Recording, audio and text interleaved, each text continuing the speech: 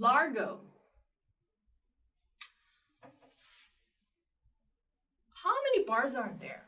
Let's do the counting.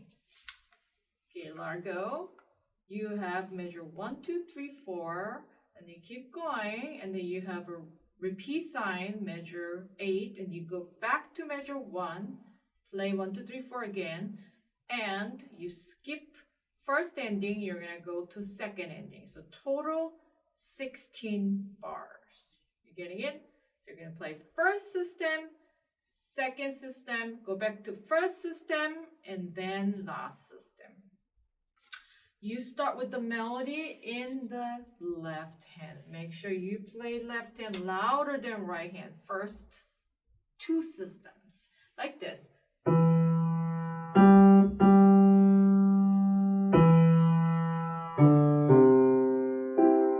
Not, yeah? Yeah, what is this? This chord is C chord in measure 4. Measure 8, you have this chord, which is G7 chord, 5-7 in C position.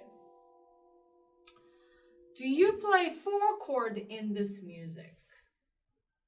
The answer is no. You only play 1 chord and 5-7 chord.